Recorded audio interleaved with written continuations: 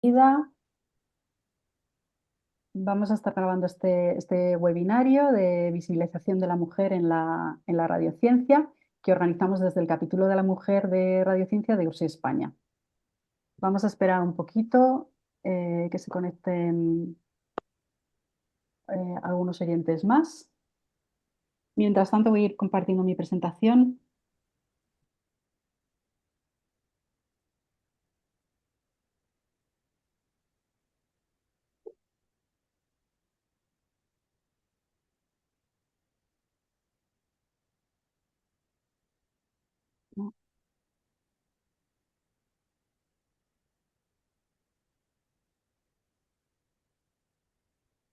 Muy bien. ¿Se ve, Miquel? Se ve perfecto, sí. Estupendo. Pues vamos a comenzar. Como os decía, es un placer daros la bienvenida a este webinario. Es la segunda edición que organizamos. Organizamos una el año pasado y bueno, pues es un webinario en el que queremos dar visibilidad a pues la acción de la mujer en radiociencia, la contribución de la mujer en radiociencia. Y en esta ocasión tenemos el privilegio de contar con la prestigiosa astrofísica, la doctora Catherine Cesarsky, que nos va a dar una charla motivacional, nos va a contar sobre su trayectoria profesional y sus vivencias. Y en la segunda parte del webinario contaremos con la participación de 5 jóvenes científicas que nos van a presentar sus trabajos en radiociencia. Pero bueno, antes de dar la bienvenida a estas maravillosas ponentes, queríamos, para los que no lo conocéis, pues daros una pequeña introducción del capítulo de la mujer de URSI España, que nacimos pues hace 2 años, en el 2024, con la visión de acompañar a las jóvenes, a las mujeres españolas, a que alcancen el éxito y el desarrollo personal pues en las profesiones relacionadas con la radiociencia. Y bueno, pues buscamos una sociedad más inclusiva, más igualitaria, con menos complejos, que tengamos más libertad de decisión y que todos tengamos un apropiado reconocimiento profesional. Nuestros objetivos son despertar vocaciones en niñas, en chicas, vocaciones STEM, ayudar a mantener la carrera profesional de las mujeres, aumentar el censo de mujeres en universidades de ciencias y tecnología, en la URSI, compartir nuestro entusiasmo por la investigación y la experimentación y luchar contra estos mitos recientes y desconocimientos de las ciencias que nos pueden alejar a las mujeres de ellas. Y nuestras acciones, entre nuestras acciones, pues convocamos un premio anual, el que lo hemos llamado Premio Vocaciones de Mujeres en Radiociencia, que tiene distintas categorías. Durante el 24 y el 25 organizamos el Premio Fomenta, que era para visibilizar proyectos de fomento de vocaciones en los más jóvenes, vocaciones STEM. Y este año hemos organizado el Premio Embajadora WIRS para visibilizar trayectorias brillantes. Y luego también organizamos webinarios de visibilización de jóvenes y conferencias motivacionales, como lo que estamos organizando justo hoy. Este es nuestro equipo. Tengo la suerte de contar con Elena Abdo, la copresidenta, Rocío Sánchez, secretaria, y Miquel Gómez Lasso, que es el tesorero y también el presidente de URSI España. Y desde aquí, pues os animamos a uniros a este esfuerzo. Si estáis bueno, os parece bien nuestra misión, nuestra visión, pues por favor nos enviáis un correo a esa dirección y os unimos al capítulo. Este es el premio Embajadora WIRS que hemos organizado este año. Hemos dado un premio conjunto a 2 compañeras, a Ana García Armada de la Universidad Carlos III de Madrid y a Lourdes Verdes Montenegro Atalaya, que es del Instituto de Astrofísica de Andalucía. Ha sido un premio compartido. Nuestros 2 patrocinadores, cada uno, por un lado la Cátedra Fundación OESIA Universidad de Vigo ha dado el premio a Ana y por otro lado, el Colegio Oficial de Ingenieros de Telecomunicación ha concedido el premio a Lourdes. Y también hemos querido dar un premio honorífico a la maravillosa carrera de Magdalena Salazar. Bien, pues vamos a lo que nos ocupa hoy, que es este webinario de Mujeres en Radiociencia, que está patrocinado por la Cátedra Fundación OESIA Universidad de Vigo, y también hemos contado con la ayuda inestimable del COI para darle difusión. Y bueno, pues el programa de hoy vamos a empezar con la charla motivacional de Catherine Cesarsky y aprovecharemos al final a tener un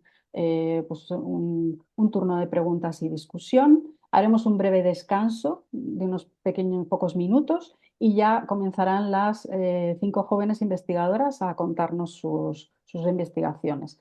Y esperaremos hasta el final para hacerles las preguntas y poder discutir con ellas y ya será la clausura del acto.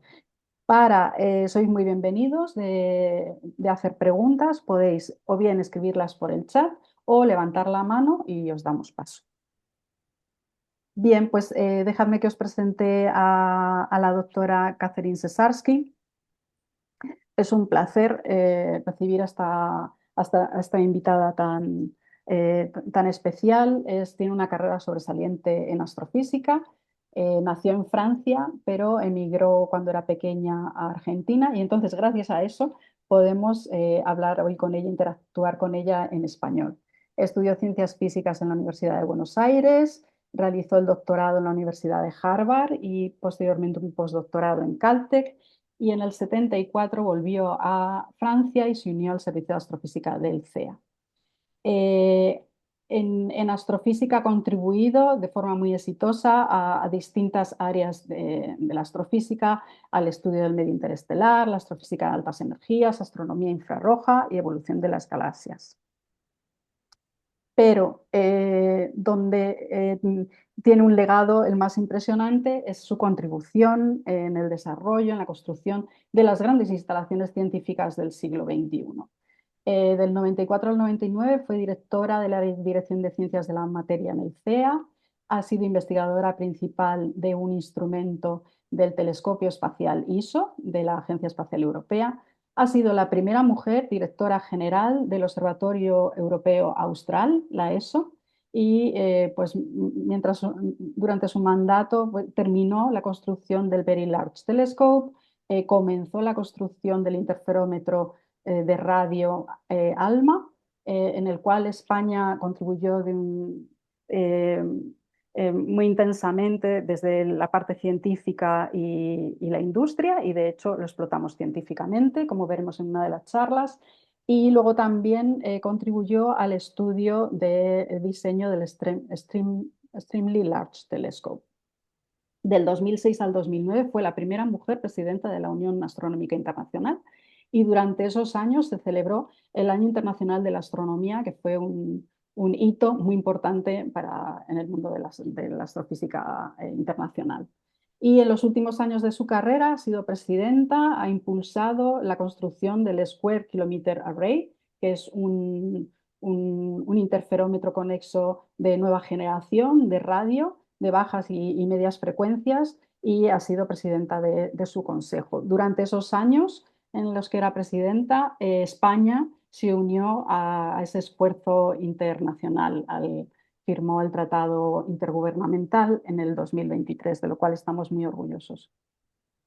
Muy bien, y ya luego por último daremos paso a nuestras jóvenes ponentes. Muy rápidamente os las voy a presentar. La primera ponente será Candela Chico Herrera, que ha estudiado el grado de Físicas en la Universidad Complutense, acaba de terminar su máster en Astrofísica con matrícula de honor y ahora mismo es becaria de Instrumentación Astronómica del Observatorio de Lleres. Es parte del proyecto europeo RadioBlocks en la tarea 5.3 de simulaciones. Y hoy precisamente nos va a hablar de ese trabajo que ha hecho para su máster y para este proyecto europeo que se titula Simulaciones innovadoras de reconstrucción dinámica de imagen para interferometría de muy larga base con Square Kilometer Array. Sandra Gutiérrez Serrano cursó el grado de Ingeniería de la Tecnología de la Telecomunicación en la Universidad de Alcalá, allí también cursó el máster y es estudiante de doctorado por la misma universidad. Es investigadora predoctoral y ha realizado estancias de investigación en 2 años consecutivos en la Universidad de Varsovia. Y nos va a presentar imágenes ISAR biestáticas con radar pasivo, validación experimental y clasificación de objetivos. Patricia Fernández Ruiz también estudió el grado de Físicas en la Universidad Complutense y el máster y ahora es estudiante de doctorado allí. Es investigadora predoctoral del Centro de Astrobiología del INTA y del CSIC y, por ejemplo, ha realizado una estancia de investigación en el Charles University of Technology en el 22. Y nos va a presentar el trabajo de análisis de la química de hot corinos a distintas escalas. Aitana Tasachabeli también ha estudiado el grado de físicas en la Universidad Complutense y el máster en astrofísica y es estudiante de doctorado allí. También es investigadora predoctoral del Centro de Astrobiología del INTA-CSIC y tiene una contribución en la European Astronomical Society del año pasado con título Chemical History of Starless Cores Through Molecular Isotopic Radios. Y nos va a presentar el estudio de compuestos volátiles y refractarios azufrados en regiones de formación estelar masiva. Y por último, Celia Sánchez de Miguel ha cursado el grado en Ingeniería de Sonido e Imagen con matrícula de honor en la Universidad de Málaga, ha realizado el máster en Ingeniería de Telecomunicaciones con matrícula de honor en la misma universidad y está realizando el doctorado en esa misma universidad, es investigadora predoctoral FPI y ha recibido el premio ISDESAT al mejor trabajo fin de máster en servicios satelitales gubernamentales, concedido por el COET y el AETI, del 2000 de este año. Y nos va a presentar el trabajo modelado de canales ópticos en espacio libre para distribución de clave cuántica en constelaciones de satélites. Bueno, por último, tan solo comentaros que en URSI España nos acabamos de convertir en asociación. No tenemos cuota de inscripción. Os agradecemos si estáis interesados pues, en nuestras actividades, pues que os asociéis en el link del QR que os presento. Y también aprovechad si queréis recibir pues, noticias de todos los eventos que organiza URSI España, así como estos webinarios, estas actividades y también URSI y todos los eventos de URSI Internacional, pues que os suscribáis con ese código QR a la lista de noticias. Y nada, pues sin más dilación voy a dejar de presentar y voy a dar paso a nuestra invitada especial, Catherine Cesarsky. Ok, muchísimas gracias, Cristina. Bueno, Cristina ya les contó todo lo que yo les iba a contar, así que las voy a aburrir y voy a contar lo mismo, porque otra No, vida porque no tuve. lo Y contarás lo mucho que voy a mejor hacer que es yo. contarles mi vida, finalmente, ¿no? Nada mejor para mí, imagínense, espero que les divierta a ustedes también. Así que trato de compartir. Bueno, primero les digo una palabra sobre, yo no soy una radioastrónoma, como verán, pero hice un poco de radioastronomía a lo largo de mi vida. Y siempre supe de URSI, que es una asociación muy importante y muy conocida y muy fuerte realmente. Así que estoy muy honrada de que URSI me haya llamado y me divierte mucho que sea en España y que tenga que hablar no español, pero argentino. Me van a tener que perdonar el argentino. Muchas gracias, Catherine, te lo agradecemos muchísimo. Ok,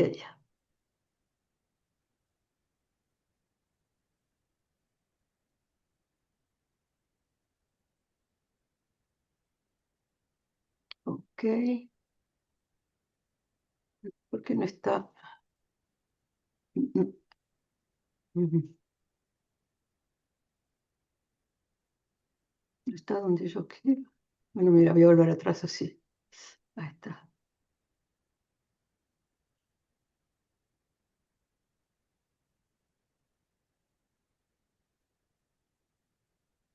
Te avisaré con 10 minutos y luego con 5.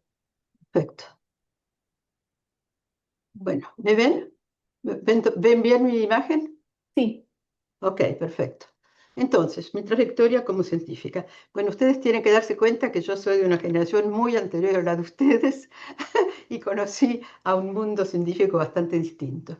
Nací en Francia, crecí en Buenos Aires y cursé toda mi educación en un colegio francés. Ahí abajo a la derecha tienen una foto de eh, a los 13 años con mi clase del colegio francés, ahí estoy yo. En el último año, a los 16 años, había que tomar una especialización y fui la primera chica que pidió el bachillerato científico, solamente lo hacían los varones.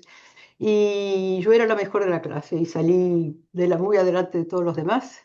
Así que de una vez por todas comprendí que los chicos no eran necesariamente mejores que las chicas en matemáticas y ciencia, lo cual me fue muy útil naturalmente toda mi vida.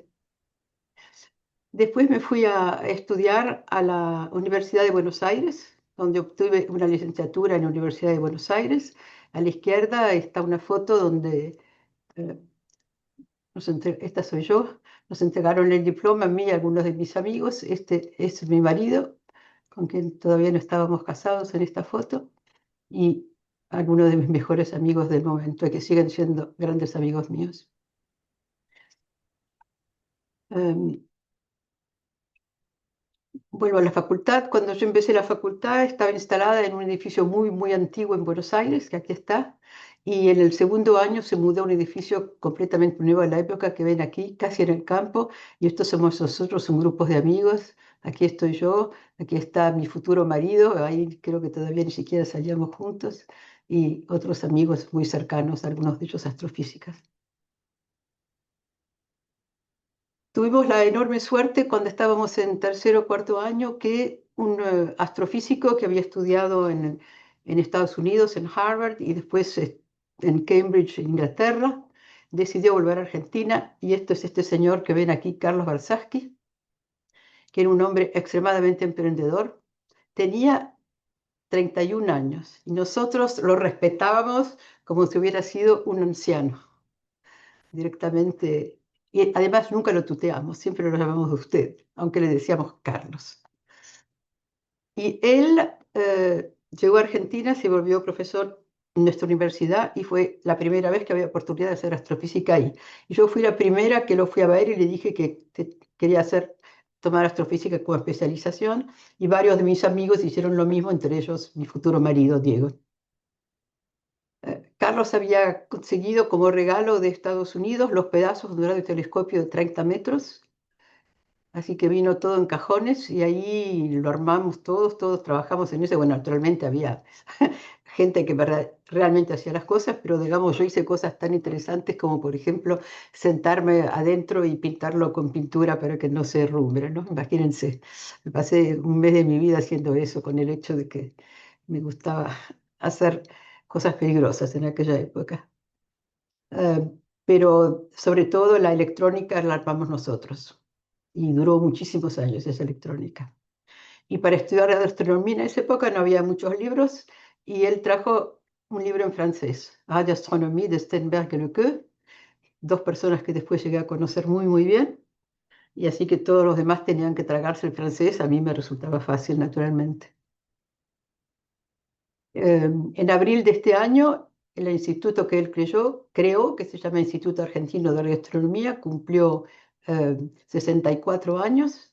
La antena que construimos todavía está, y construyeron una segunda, no sé si se ve bien aquí, o sea, ahora hay dos antenas, y le dieron en ese día el nombre de Radiotelescopios Carlos Barsaski, Instituto Argentino de Radioastronomía.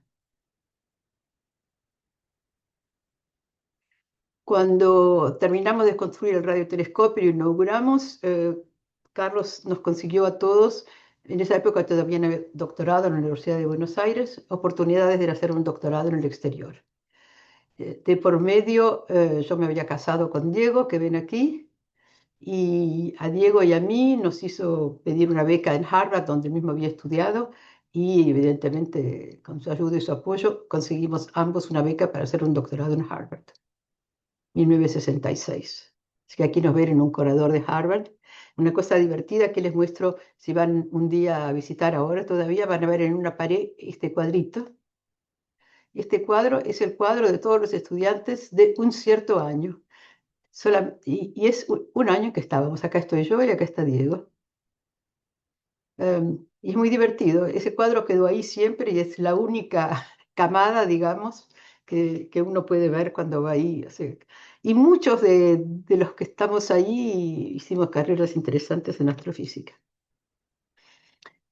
Em, Cuando nosotros nos fuimos de Estados Unidos, era el 29 de julio de 1966. Y en Argentina había habido un golpe militar un mes antes, y nuestra universidad era considerada como subversiva. Así que una vez, en una noche, y justamente fue la noche en que nosotros estábamos en el avión, se había reunido mucha gente en la facultad, en la vieja facultad, la primera que les mostré, y la policía vino y había un gran corredor y hicieron pasar a todo el mundo por el medio del corredor, y por los dos lados había policías golpeándolos, Y ahí ven en el medio aquí, este es Carlos Bersaski, a quien le rompieron la cabeza. Realmente tuvo una herida bastante grave en la cabeza. Y eso fue llamado la Noche de los Bastones Largos. Así que eso fue nuestra despedida de Buenos Aires y nosotros tuvimos la suerte de estudiar ahí. Bueno, en Harvard evidentemente yo hacía un doctorado, había que hacer una tesis y finalmente yo quería hacer trabajos teóricos y no había muchos profesores teóricos capaces de dirigir una tesis, así que me tomé un director de tesis en Princeton, que me encontré en un congreso, el primer congreso al que fui, que se llamaba Russell Kulsrud, ahí ven su foto. Así que yo iba de vez en cuando a, a Princeton, miren lo que son esos tiempos. Quiero decir, hoy día uno hace eso, bueno, me hubiera ido a vivir a Princeton por un año o dos, pero no, yo estaba casada y me quedaba con mi marido, ¿no?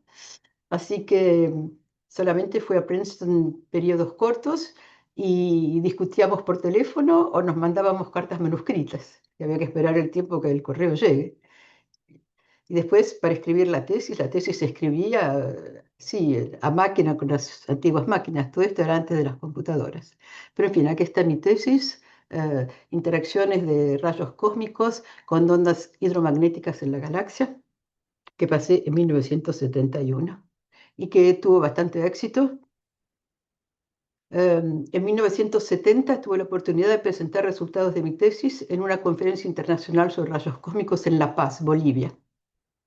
Y acá hay una foto sacada de eso. Bueno, es fácil ver cuál soy yo porque soy la única mujer acá. Perdón, vuelvo para atrás. Lo que es divertido es que este señor en esa época era el presidente de Bolivia y se fotografió con todos nosotros. Los demás son científicos muy conocidos, pero no voy a empezar a explicarles quién es cada uno. Pero este era el presidente. A la noche hubo un ruido terrible, tiros, disparos, cosas. Al día siguiente este señor no era más presidente. Pero en fin, nosotros terminamos nuestra conferencia. Y recibí mucho apoyo, en particular de Satio Hayakawa, que no se lo ve mucho aquí, pero que era un muy, muy conocido físico en ese tema y que me dio mucha seguridad. Entonces, gracias a esa buena tesis y a los buenos trabajos de mi marido, conseguimos ambos hacer postdoc en Caltech, que era realmente el grupo número uno y tal vez siga siendo en el mundo en astrofísica en ese momento, especialmente en teoría. A mí me tocó trabajar con Peter Goldreich, un astrofísico teórico de altísimo nivel, digamos, una de las luminarias del siglo XX e inclusive XXI en astrofísica. Aunque finalmente no hemos hecho trabajos en conjunto, pero discutimos muchísimo y aprendí muchísimas cosas y él siguió sus trabajos y yo los míos. Mi marido hacía radioastronomía y utilizaba el telescopio de 40 metros que ven aquí, en la foto abajo, este es mi marido. Y yo también trabajé con él, así que estuve observando en ese telescopio. Íbamos solamente nosotros dos, era todo nuestro. En esa época las cosas eran así. En Caltech el ambiente científico era extraordinario, aprendí mucho, fue un periodo muy interesante y emocionante. Había poquísimas mujeres, que éramos un grupo de apoyo para las estudiantes de licenciatura, que era el primer año que había mujeres entre las estudiantes de licenciatura, antes no había. Y estaban muy inseguras y muy incómodas, así que la única otra postdoc que había en todo Caltech y una que trabajaba al lado, tratamos de ayudarlas. Y en esa época nació mi hijo mayor, 1972, y ahí casi pierdo mi puesto. Además, no había baja por maternidad, en fin, volveré a este tema. Pero en total, muy buenos tiempos en California. Y nosotros pensábamos volver a Argentina, éramos muy patrióticos con respecto de Argentina y queríamos traer de vuelta a Argentina lo que nos había aportado. Así que en 1973, en junio, fuimos a Argentina a ver qué oportunidades de trabajo había y volvimos al mismo tiempo en que el presidente Perón, que había estado muchísimos años fuera del país y viviendo en España en particular, volvió a Argentina. Pero cuando volvió a Argentina, él había prometido todo a todo el mundo y en el aeropuerto tenía que haber llegado a Ezeiza. Él no fue, llegó a otro lado y mientras tanto en Ezeiza se encontraron grupos, todos así llamados peronistas, pero que en realidad pelearon entre ellos, hubo 13 muertos y 365 heridos, y se vio muy bien que se entraba en una época terriblemente difícil y turbulenta y que no era el momento de volver a Argentina. Así que tristemente volvimos a Estados Unidos, pero yo había hecho muchos contactos con franceses y muy rápidamente tuvimos ofertas para ir a trabajar en Francia. Al fin y al cabo, yo siempre seguía con mi nacionalidad francesa. Así que en 1974 nos establecimos en Francia, gracias a este señor Hubert Reeves, que está ahí a la izquierda y que es un hombre que hizo una enorme fama en Francia como vulgarizador de astronomía, pero que era un muy buen astrónomo. Y en trabajar en un grupo que estaba dirigido por una mujer, por primera vez yo veía a una mujer, hasta ahora bien, yo no había cruzado ni una mujer en mi carrera, que se llama Lydie Coq-Miramont, y estoy muy contenta porque este año conseguí de que ella pueda aparecer, su nombre va a aparecer escrito en la Torre Eiffel como nombre de importante científica, que hasta ahora había puros nombres de hombres y ahora van a agregar 72 nombres de mujeres, y ella va a estar entre ellos gracias a mis esfuerzos. Entonces, en ese periodo yo era teórica y en 1978 asumí la dirección del grupo teórico, que eran 11 investigadores, y continué trabajando sobre rayos cósmicos y medio interestelar.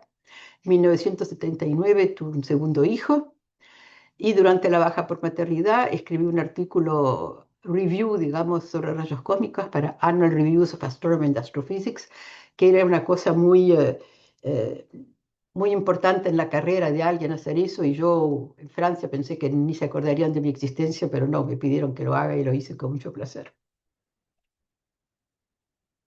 Pero yo estaba en un grupo cuyo gol principal era hacer instrumentos espaciales y hacer astronomía espacial, y trabajaba esencialmente en altas energías. Y yo me había dado cuenta de que el tema siguiente que hay que tomar en astronomía espacial era el infrarrojo, donde todo quedaba por hacer, estaba atrasado porque llevó más tiempo poder hacer detectores buenos para el infrarrojo que para todos los demás, las otras longitudes de onda.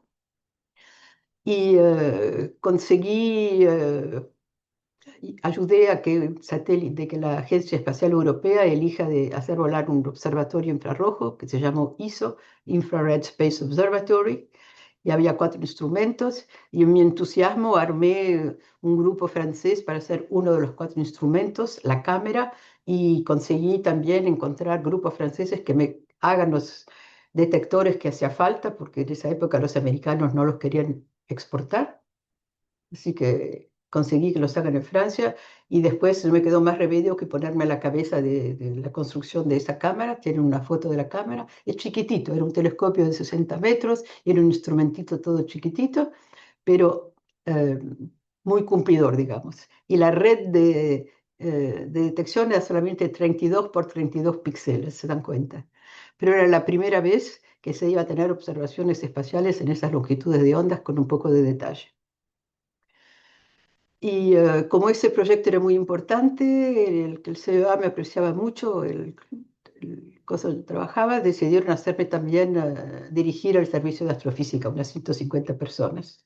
Con lo cual mi vida cambió por completo y aprendí a trabajar no solo con investigadores, sino también con ingenieros y técnicos, cosa que me ha gustado muchísimo. El ISO se puso en órbita en 1995 y fue un gran éxito. Y, por ejemplo, ustedes saben que la luz óptica no pasa cuando hay nubes de polvo entre ellas y nosotros, pero en cambio la luz infrarrojo sí pasa, y de la misma manera con la luz infrarrojo se puede ver en el interior de las nubes de polvo. Así que es la primera vez que se pudo hacer eso y ver estrellas de formación en el centro de una nube, como ven aquí a la derecha, en una nube que se llama Rho-Fuki. Para este grupo me divierte decirles que nuestro proyecto era un proyecto liderado por mujeres. Yo era la investigadora principal, ustedes me ven aquí. Para dirigir a todos los grupos técnicos tomé una mujer, Danielle Imbaud, y teníamos una gran parte en aeroespacial, en la industria. Y en aeroespacial nunca habían tenido mujeres en puestos de responsabilidad, pero cuando vieron llegar este grupo tan femenino, por la primera vez pusieron una mujer a cargo. Así que también se llamaba Danielle Oterno. Y después la informática estaba liderada por la señora que ven aquí. Esta era la controladora, y después no está en la foto, pero la gestión de parte de los que pagaban, que era eh, el CNES, el Centro Nacional de Estudios Espaciales, también era una mujer. Y antes no había nada de mujeres, yo fui la primera mujer en Francia, en Europa, que dirigió una experiencia, un experimento. En diciembre en 1995 por fin fue lanzado y los datos se recibían en España, en Villafranca, donde la ESA tiene un centro para los datos. Y aquí nos fuimos todos a Villafranca a ver el resultado de la primera luz. Así que lo que ISO había mirado y había puesto ISOCAM era una galaxia que la ven aquí, el diagrama completo que conseguimos con ISOCAM más tarde. Son en realidad dos galaxias, como ven una chica alrededor de una grande. Y como el campo era pequeño, solamente veíamos un cuarto, pero como bien veíamos bien la estructura espiral y qué sé yo. La única misión que había habido antes, todo lo que había visto de toda esta galaxia era esto, un punto y una rayita. Bueno, muchísimos resultados de ese campo, pero acá no les voy a contar resultados, simplemente les cuento que tuve realmente la posibilidad en mi carrera de romper el famoso techo de cristal, porque eh, antes que se ha lanzado ya ISOCAM, el CEA, donde yo trabajaba, me propuso un puesto de muy alta responsabilidad, directora de ciencias de la materia, o sea, toda la investigación fundamental en física, química, ciencias del universo, 3.000 personas en Francia, en varios lugares. Y durante 5 años ocupé ese puesto al mismo tiempo que participaba en la exportación de resultados de ISOCAM. Y hasta 2016 no hubo de nuevo en el CEA una mujer en un puesto equivalente. En 1999 dejé este puesto en el CEA porque tuve la oportunidad de ser directora general de la ESO.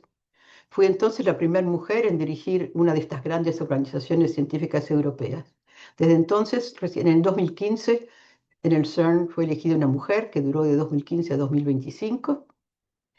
Y también hubo ahora en el MBL y ahora en SKA hay una mujer también. Paralelamente, en 2006 fui la primera mujer electa presidenta de la Unión Astronómica Internacional, que había sido creada en 1912. Pero en cambio, después de mí, desde entonces ya hubo 3 presidentas. Ahora ya es prácticamente una vez un hombre, mujer, hombre, etc. Y en 2009, y esto no lo voy a repetir más adelante, cuando volví a Francia después de mi trabajo en la ESO, fui nombrada por el Consejo de Ministros en Francia alta comisionada de la CEA, asesora del gobierno en materia de ciencia y energía. Un puesto no de ministro, pero digamos subministro, alto comisario. Alto comisario se llama. Y fui la primera y única mujer en ocupar este cargo hasta esta fecha, todavía no hubo otra. Lo hice durante 3 años. Pero en el CEA mismo, en cambio, desde septiembre de 2025, a la cabeza del CEA, por primera vez hay una mujer. O sea, las cosas van mejorando, pero despacio. Así que vuelvo a decir que de 99 a 2007, directora general de la ESO, con la sede en Múnich y observatorios en el desierto de Atacama, en Chile. En la ESO supervisé la finalización de la construcción y el inicio de las operaciones del Very Large Telescope, 4 telescopios de 8 metros, que hacen del Observatorio Paranal el mejor observatorio astronómico del mundo hasta la fecha. Y también inicié los estudios del próximo gran proyecto de la ESO. En esa época lo llamábamos European Extremely Large Telescope, ahora decimos simplemente Extremely Large Telescope, porque por ahora es el único, de 39 metros de diámetro, y la construcción está en curso. En diciembre de 2025 tuve la posibilidad de visitarlo. Primero, vamos al principio. En realidad, en la ESO había países que no eran miembros cuando yo entré y que yo conseguí hacer venir a la ESO. Uno muy importante fue Inglaterra y el segundo muy importante fue España. Y cada vez que un país entraba, tenía que pagarnos algo por todo lo que ya habíamos construido. Y eso nos permitía hacer algo nuevo. Con la plata de Inglaterra pude empezar ALMA. Y con la plata de España tenía de qué hacer estudios para el Extremely Large Telescope. Pero primero había que decidir qué gran telescopio se iba a hacer y la comunidad estaba repartida en grupos que querían modelos distintos, en fin, la situación era muy confusa. Entonces reorganicé todo, creé grupos sobre cada tema, después los reuní todos en Marsella en noviembre de 2006 y pude conseguir que todo el mundo se ponga de acuerdo en conseguir un modelo muy especial con 5 espejos, diseñado por la ESO, completamente nuevo, con mucha corrección de óptica adaptativa desde el principio, antes inclusive de poner los instrumentos. Así que esta tenemos una foto histórica en Marsella, y ahí en el medio, por casualidad, yo tenía ese traje blanco, así que se me ve ahí en el medio victoriosa porque había salido adelante con esto. Esta es una foto del LT en construcción hace un par de años, para que 39 metros, ustedes se dan cuenta lo grande que es. Está la parte de adentro. Si lo miran ahora, la cúpula está terminada y todo lo que se ve es la cúpula y no lo que hay adentro. Pero aquí les muestro más lo que hay adentro. Cuando lo visité en diciembre de 2025, la ESO está por cambiar de director general, el próximo empieza en septiembre. Y el próximo es alguien que yo ya trabajaba en la ESO y yo lo había puesto como director del observatorio. Y él y yo juntos visitamos esto y fue genial, todo el mundo, entre la que empezó el Extreme Large Telescope y el que lo va a poder realmente inaugurar. Tuvimos una visita absolutamente extraordinaria. Durante mi mandato como directora general, también supervisé los estudios y la primera parte de la construcción de ALMA, del cual muchos de ustedes conocen, un observatorio en ondas milimétricas y submilimétricas. Es el primer proyecto mundial en astronomía terrestre. Mundial en el sentido que están Estados Unidos y Europa a igual nivel, cosa que no ocurre en ninguna otra cosa, todavía hoy día. General, uno o el otro es líder, en cambio ahí. Y después están los japoneses y otros países asiáticos. Y Chile, naturalmente. Así que me tocó en 2013, el día de mi cumpleaños de 60 años, de firmar el acuerdo con la Fundación Nacional de Ciencia de Estados Unidos para construir ALMA en Chile, y después más tarde firmamos con Japón.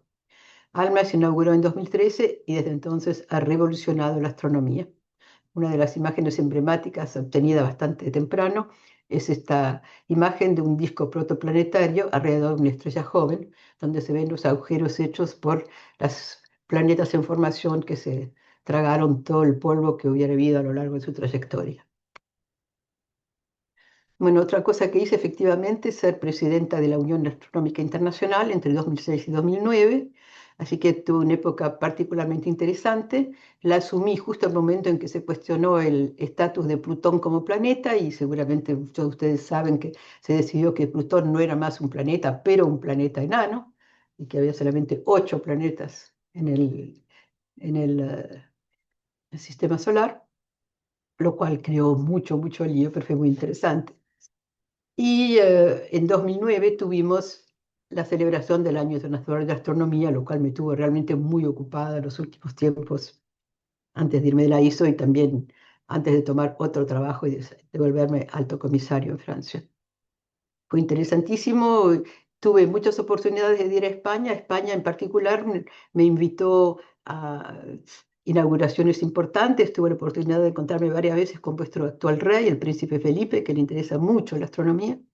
El único problema es que es muy alto, yo soy muy petiza, y para hablarnos él se doblaba en dos y yo me ponía en puntas de pie, pero en fin, eh, fue realmente muy lindo ver entusiasmo en todos lados para eso. 10 minutos, Catherine. Muy bien. De 2017 a 2025 presidí el proyecto SKA y luego el Consejo del Futuro Observatorio SKO, que es el más grande del mundo, el más grande conjunto de radiotelescopios del mundo, que está siendo construido en Australia y África del Sur por un consorcio de 16 países. Así que aquí ven, ambas fotos son con miembros del Consejo, en algún lado estoy yo, en la izquierda al lado de uno de los platos, los llamamos las dishes de las frecuencias intermedias en Sudáfrica, y la derecha es en los headquarters que están en Inglaterra, cerca de Manchester, en Jodrell-Bank. Y acá sí, más o menos. A ver dónde estoy yo. Francamente, esta pienso que soy yo. Así que el Square Kilometer Array tiene 3 implantes. A la derecha, toda la parte de la foto, de la imagen aquí, son los headquarters en Inglaterra, en Jodrell-Bank. Después esta es la parte de las altas frecuencias en Australia, y estas las frecuencias intermedias en África del Sur. Así que Scalo en Australia va a tener 131.000 antenas y trabaja entre 500 y 350 MHz y va a tener 65 kilómetros de línea de base para que vean el tamaño de las antenas. Les muestro uno con una persona también. Hay muchas mujeres trabajando en la construcción y en la instalación de estas antenas. Y Scamid está en África del Sur y va a tener 197 Digi, 133 nuevos y 64 preexistentes fabricados por los sudafricanos, porque van a formar parte del CK también, entre 0,35 y 15,4 GHz. Después, en los años 2013 a 2027, también asumí la presidencia. 2017, quería haber puesto, asumí la presidencia de consejos científicos que asesoraban a los gobiernos o a las agencias para tomar decisiones. Por ejemplo, el Consejo francés de las grandes infraestructuras de investigación fue muy importante, reorganicé completamente la toma de decisiones en ese importante tema. Después, el Consejo Científico de la Agencia Espacial Europea. Antes había presidido por muchos años el de la Agencia Espacial Francesa, CNES. También fui vicepresidenta del Consejo del CERN, me ocupé mucho del CERN, etc. Y acá les iba a dar algunas impresiones personales sobre mujeres en ciencia y tecnología. Pareja. Me parece que es muy importante elegir bien. Puede ser que las cosas que diga acá ya resulten obvias, los tiempos han cambiado, pero en esa época era importante tener una pareja que no sea necesariamente protectora o comprensiva, con cierta condescendencia, porque eso es lo que se veía. Hacía falta tener un igual, que respete tus decisiones y tu carrera y está dispuesta a aceptar tu independencia e incluso tu éxito. Yo tuve la suerte de tener eso en mi marido, Diego Cesarsky. Antes había tenido un novio, un brillante matemático, que en cuanto tuve un pequeño problema en mis estudios me dijo, ¡y larga, total! No importa lo que vos estudiás. Y en cambio lo largué a él, ¿no? Me encontré a Diego. Después, hijos. Para mí era esencial tener hijos, pero no lo es, evidentemente, necesariamente es esencial para todo el mundo. Pero hay que decirse de que es posible tener una vida familiar plena y también una vida científica. Cuando me dieron el puesto en Caltech, el jefe de departamento, antes de que llegue, me insinuó que no tuviera hijos mientras estuviera empleada ahí. Y yo no tenía ganas de esperar ni 3 meses, así que me quedé embarazada en mi segundo mes en Caltech. Cuando se dio cuenta me quiso echar, pero con el apoyo de mis patrocinadores directos me pude quedar. No tuve baja por maternidad, la carga de trabajo era muy pesada, pero la ciencia era fantástica, el bebé era adorable y yo estaba feliz. Y más tarde tuve un segundo hijo, como les dije, y tengo 2 nietos. Acá están chiquitos, pero ahora son mucho más grandes que eso. Y finalmente, tutoría. Entonces, como ustedes ven, yo no les hablo más que de hombres, porque no, yo nunca tuve una mujer que me pueda servir de ejemplo. Pero mis mentores fueron todos hombres, salvo tal vez Lily Koch, porque no era realmente un mentor, porque era mi jefa. Pero los mentores, tanto hombres como mujeres, pueden ser de gran ayuda para iniciar y desarrollar una carrera científica. Para mí, mi director de tesis de Princeton, el de arriba, en Harvard era Dick McRae, que yo estaba de ayudanta para sus... él daba cursos y yo hacía los trabajos con los estudiantes y me enseñó muchísimo de la manera en que daba sus cursos y después en Caltech ya les dije Peter Goldreich. Los tres realmente científicos excelentes. Así que no tuve un solo mentor, varias personas y me han ayudado mucho, pero en realidad siempre he sido independiente en mi trabajo. 5 minutos.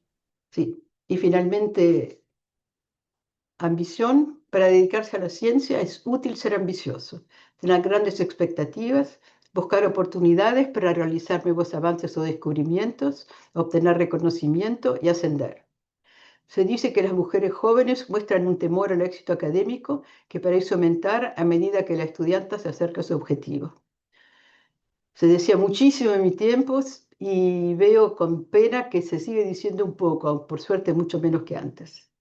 Es importante superar esta tendencia a nivel individual lo antes posible. Sin duda, yo no planeé mi carrera tal y como ha resultado. Ciertamente yo no me veía, al principio me veía como una teórica, trabajando sola en un rincón, con papel, lápiz y computadora. Y los primeros años de mi carrera es exactamente lo que hice. Mi tesis la hice solita en un rincón. Y ni siquiera utilicé la computadora todavía, ¿no? Y, pero pronto me di cuenta de la necesidad de ser agresiva, entre comillas, para que me escucharan o incluso me prestaran atención. Porque el asunto de que en un grupo a las mujeres no las escuchan sigue siendo cierto. Siempre fue así, lo encuentro. Es increíble, pero sigue siendo así. Así que me adapté a necesidad y conseguí hacerme escuchar en muchas oportunidades. Y una vez en Europa, desarrollé un fuerte deseo de que Francia y Europa avanzaran en el ámbito científico. Yo venía de los mejores lugares americanos y no veía ninguna razón para que Europa no pueda estar al mismo nivel. Y debo decir que tuve la suerte de ver a lo largo de mi carrera cómo el nivel en Europa fue subiendo, subiendo, subiendo y acercándose más y más al de Estados Unidos. Claro que ahora los que están empezando a pasarnos a todos son los chinos. Eso es otra pregunta, pero en fin. Y como yo creía saber qué había que hacer y estaba dispuesta a asumir responsabilidades, acabé ocupando importantes puestos directivos. Muchas gracias. Muchas gracias, Catherine. Eh, Muchísimas gracias por compartir con nosotros tu fascinante trayectoria. A ver si se anima alguien por el chat a hacer preguntas. Elena, ¿tenemos alguna pregunta? De momento en el chat no. Hay una persona que tiene la mano levantada. Vale, Eh, ¿Quién es? Altarazo. No, pero ya no. ya no. No, parece que ya no, ¿no? Bueno, Le, la le he da- siguiente. le he dado paso yo por si quiere Ah, intervenir vale. por voz, pero veo que tiene el micrófono desactivado. Brisa. Y Brisa venga, pues quiere hablar. le permito hablar, le doy el permiso. Pero tenéis que activar vuestro audio. Eso es, Brisa. Adelante. Hola, buenos días. Buenos días. Bueno, yo estoy escuchando la actividad desde El Salvador, en Centroamérica, y bueno, o sea, sí me ha gustado mucho o sea, toda la vivencia de una persona que, por lo que veo, o sea, se puso metas bien altas en algún instante, sobre todo con en la última diapositiva que menciona que a pesar de que se imaginaba que iba a estar en un rincón, tomó decisiones bien fuertes.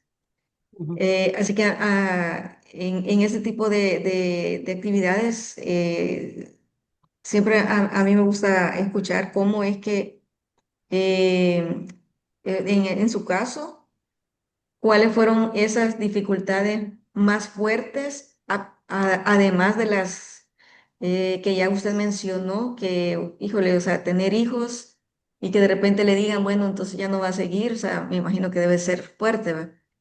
ujú. Pero en términos así, digamos, de conocimientos, ¿cuál fue la dificultad que usted dijo? Bueno, aquí como que tengo que hacer más para poder solventar técnicamente o laboralmente, o sea, las decisiones que tengo que tomar, sobre todo porque ha estado en muchas presidencias. No, al principio me resultó difícil, bueno, yo soy pequeña y menuda, acá no se ve muy bien, ¿eh? Pero, o sea, no solo era una mujer, pero no es una mujer más bien chiquitita, liviana, sin placas, todo eso, ¿no? Em, y, y joven, muy difícil en un ambiente que casi no había mujeres ser tomada en serio.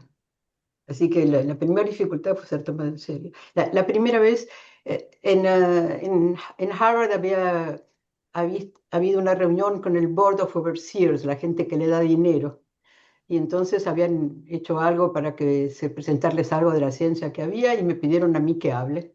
Así que yo fui y di una charlita, viste, comprensible para cualquier persona. Y después cuando terminé, te había un cóctel y el presidente vino a hablarme y me dijo, sí, sí, muy interesante, pero yo debo decir que no pude escuchar porque estaba demasiado ocupado mirando sus piernas. El tipo de cosas que que uno podía encontrar todavía en esa época. Hoy por lo menos aprendieron que no se hace, ¿no? Pero en esa época se hacía. Así que yo, que con tanto cuidado había preparado esa charla, quedé aniquilada. Y después lo que digo, cuando los primeros consejos en que me tomaron, conseguir que me dejen tomar la palabra y que me escuchen cuando hablaba. Te aseguro, era difícil. Y sigue siendo difícil a veces cuando voy a cosas afuera o que no me conocen. Sigo encontrando que en un grupo donde hay una mayoría de hombres y unas pocas mujeres, cuando hablan no las dejan terminar. Las mujeres hablan menos, etcétera. Así que ya a partir de eso, de ahí va todo el resto, ¿no? O sea, que se acuerdan de uno y qué sé yo. Así que eso es lo que... En cambio, no tuve absolutamente ninguna dificultad en tomar responsabilidades. No sé por qué, pero digamos, tengo facilidad para eso. No me asustó eh, montar una experiencia espacial o dirigir un grupo de 150 personas. En 3 días sabía hacerlo. No me impresionó. Pero simplemente existir es la que era difícil.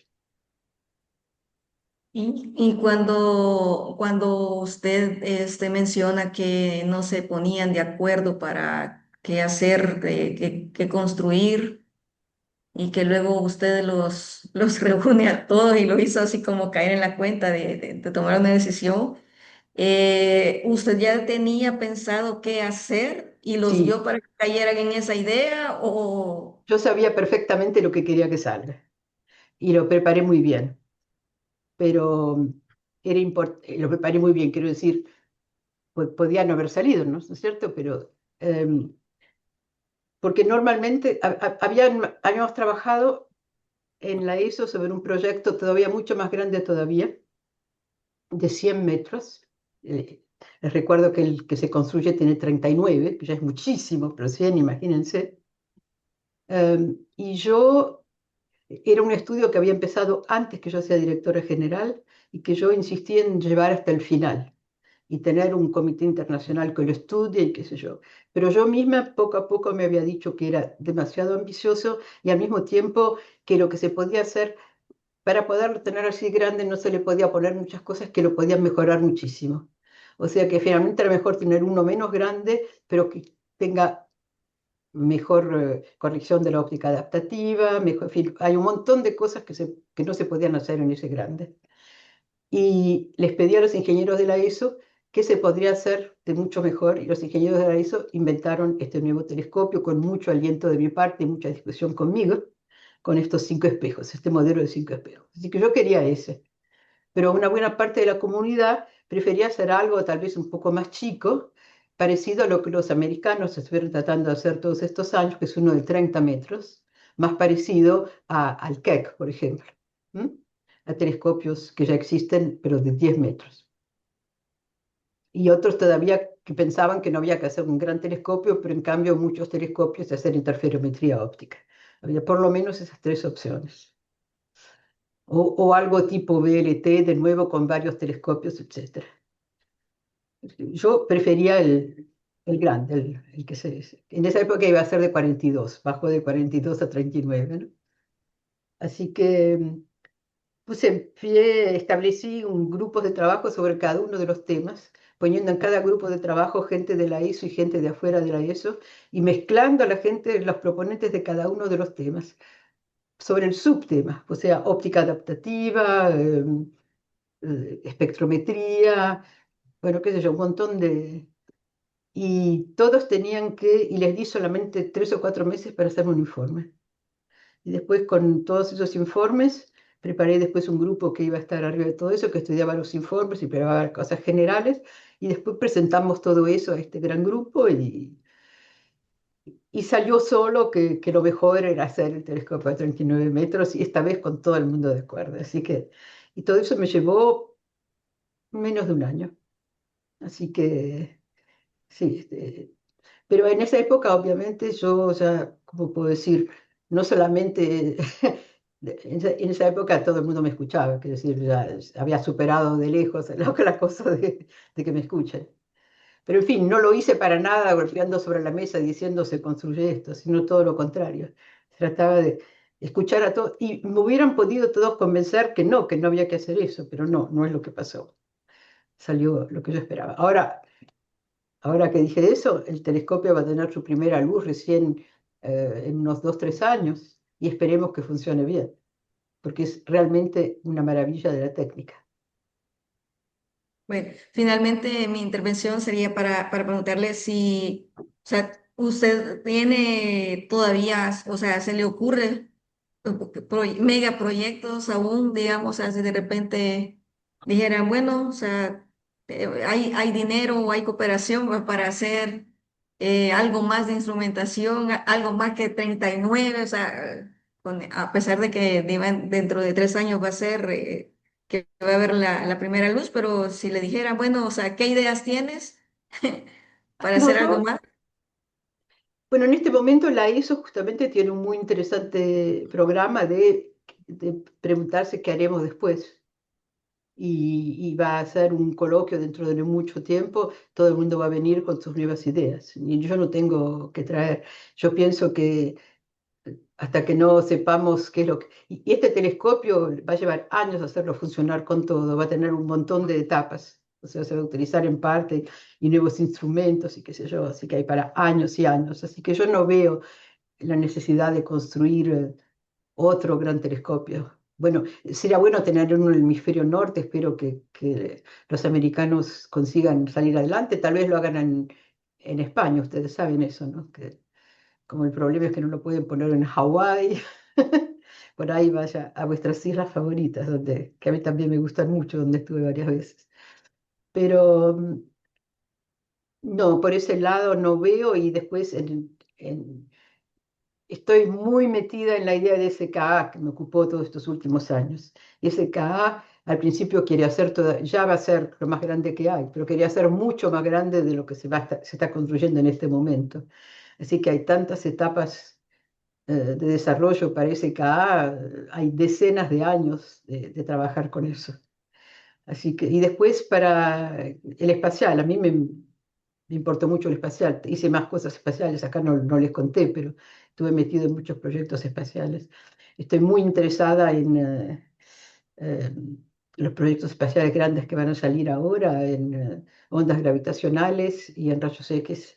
Europa tiene dos cosas y después Estados Unidos ya decidió que quiere hacer algo muy, muy, muy ambicioso que se va a llamar HWO, que va a poder hacer cosas todavía mucho más detalladas que el JWST y que va a estar abierto seguramente en cooperación con Europa, porque Europa también está en JWST, como estaba en HST y qué sé yo.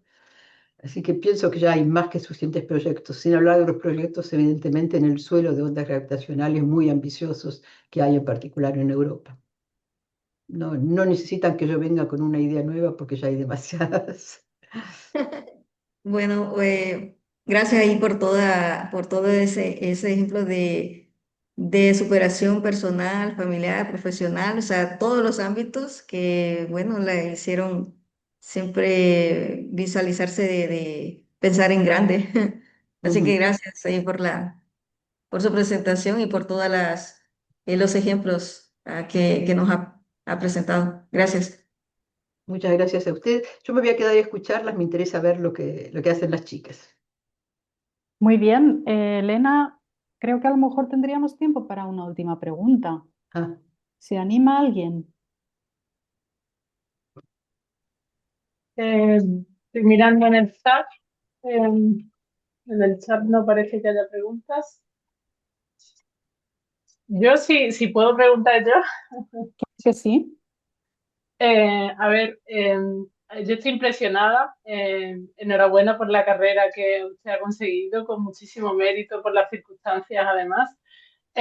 Y bueno, al final su trayectoria pues nos ha demostrado un ejemplo de alguien que sí que consiguió, como usted ha dicho, romper el techo de cristal y alcanzar posiciones de liderazgo además durante mucho tiempo y que estuvieron mayoritariamente antes que usted ocupadas por hombres, ¿no? Ahora existe el debate de cuánto ha cambiado eso. usted ha comentado que para su gusto no ha cambiado tanto, pero yo querría preguntarle que si cree que ese techo de cristal sigue existiendo en las mujeres en la ciencia y de qué forma se manifiesta hoy en comparación con cuando usted comenzó su carrera. Con todo hay muchos más. Si bien no estamos en el 50%, pero y siguen siendo no suficientes, pero hay muchas más.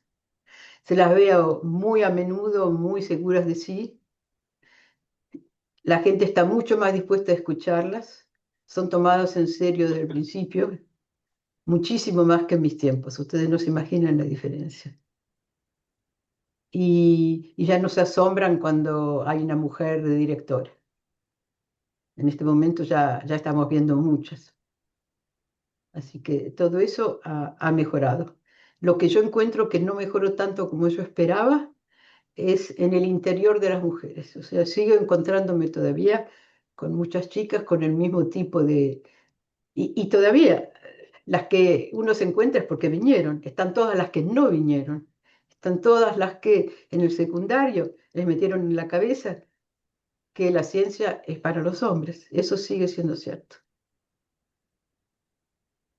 Así que es muy importante, las que tienen mucho interés en este tema, de ir a hablar en escuelas, de ir a mostrarles que hay carrera para mujeres y ese tipo de cosas. En Francia hay bastante actividad para eso, pero como digo, no siempre con resultados. Y, por ejemplo, a mí me llama enormemente la atención que si bien en astrofísica y hasta en física, no sé, pero empieza a haber mujeres, en biología, donde hay una mayoría de mujeres. Hay una muy pequeña minoría de mujeres en el liderazgo. Es impresionante. Realmente no entiendo por qué, no conozco suficientemente el ambiente, pero es chocante. ¿Y cree usted que eso es por propia imposición de la mujer, por dificultad en la conciliación? Porque ha hablado también de la conciliación, ¿no? Usted ha tenido 2 hijos, ha sido madre y lo ha compaginado con una carrera de éxito. Yo también soy madre y a veces es difícil compaginar la carrera profesional con la maternidad. ¿Cree usted que es esa limitación de la que habla en puestos de responsabilidad de las mujeres es porque ellas mismas abandonan de alguna forma y priorizan esa carrera, bueno, esa vida personal o es algo que se impone por la sociedad? La combinación de los dos. Pero, y la verdad es que es cierto, yo personalmente, ridículo si les digo con todos los éxitos que tuve, que mis hijos me impidieron hacer cosas, pero es cierto que me impidieron hacer cosas, porque lo que no conseguí hacer es, cuando tomé muchos puestos de responsabilidad, seguir haciendo ciencia a alto nivel. Yo hacía ciencia de alto nivel y una vez que me cargué muchas responsabilidades, no conseguí mantener la ciencia de alto nivel y educar a los chicos, lo confieso. Y en mi familia éramos a la antigua, la que se ocupaba de los chicos era yo, no era mi marido. Éramos iguales en muchas cosas, él me respetaba y todo lo que quiera, pero la carga mental de los chicos era 95% yo. Eh, Eso ha cambiado algo, pero no todo lo que Eso ha nos cambiado gustaría. algo. Yo veo que mis hijos, tengo 2 hijos varones, y ellos se ocupan se han ocupado, cada uno tiene un solo hijo, pero se han ocupado de sus hijos de una manera muy distinta que lo que mi marido hacía con mis hijos. Así que, pero hay algunos países, en los países nórdicos, los hombres se toman un gran paro a la maternidad, es paro de maternidad y paro de paternidad. Por ahí se quedan todos juntos 6 meses en la casa. Bueno, Cosas que, En España ya también es así, sí, afortunadamente, sí. por eso. No, en Francia se está hablando de hacerlo, pero todavía no se hace. Pero con todo, bueno, los hombres se meten mucho más en la vida de los chicos chicos. Yo cuando tuve a mis hijos, Diego, mi hijo mayor, Diego jamás le cambió un pañal. Le daba biberón, pero no le cambiaba el pañal. Al segundo ya le cambiaba el pañal. Hoy día todos los padres cambian el pañal, ¿no? Bueno, Pues nada, muchas gracias. vamos a tener que cerrar Sí, esta primera parte del webinario. Muchísimas gracias, Catherine, también a todos los gracias que a habéis ustedes por su atención. gracias. Y a los que habéis participado, habéis hecho preguntas, también muchísimas gracias. Pues nada, ahora no os desconectéis, os doy nada, 2 minutitos, 2, 3 y volvemos.